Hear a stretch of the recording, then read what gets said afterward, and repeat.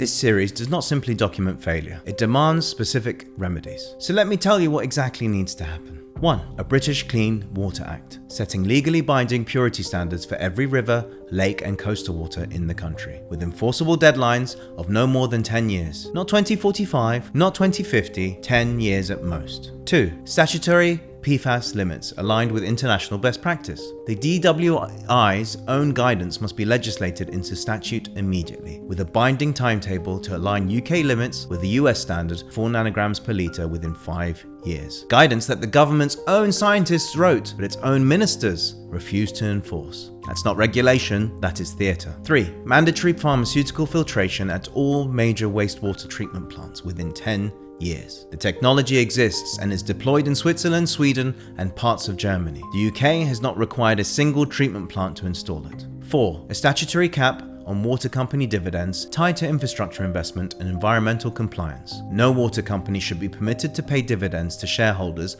in any year in which it has committed serious pollution incidents or failed to meet its capital investment program. 5. A single empowered water regulator replacing the current fragmented framework. One body, one mandate, funded by the industry, not the Treasury. 6. Mandatory real-time public disclosure of all sewage discharge events and water quality data. Every consumer should be able to see in real time what is being discharged into the river nearest their home. And finally, 7. A publicly funded, independent epidemiological study into the cumulative health effects of chronic low-level exposure to pharmaceutical residues, PFAS, and microplastics in drinking water around Britain. The public has a right to know what is in their water, and we also have a right to know what it is doing to us. This isn't a left or right wing issue. It's not a question of regulation versus deregulation, or public versus private ownership. It is a question of whether a nation that considers itself civilized